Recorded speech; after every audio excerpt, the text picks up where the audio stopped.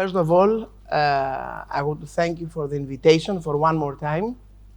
It's a very big honor for me addressing to such an extinguished audience.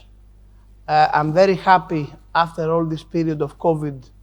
I see a room full of people, and as I've seen in the internet, a lot of people are watching us from abroad and from far distance. So there seems that there is a big interest about the 6th Sustainability Summit here from The Economist, and I'm honored and happy that we can do these things in Greece and spread around the message of what we are doing in the country.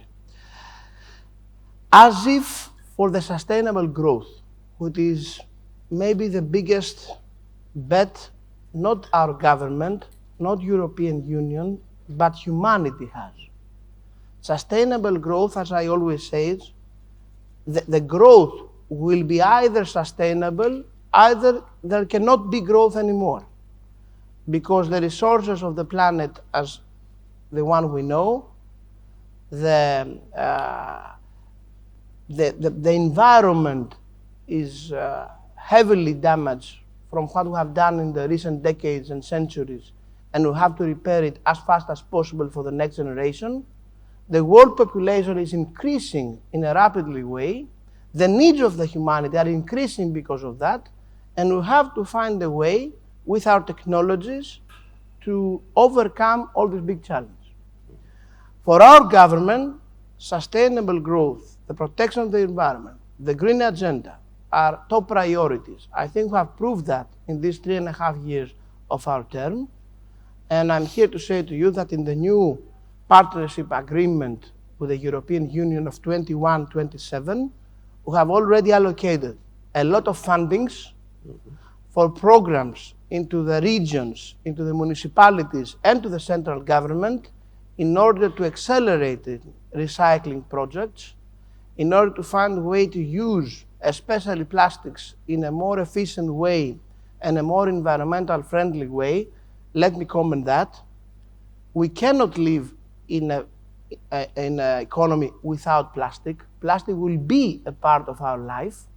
If we would just erase plastic from our life, other big challenges would be in front and other resources would be needed that would hurt the environment again.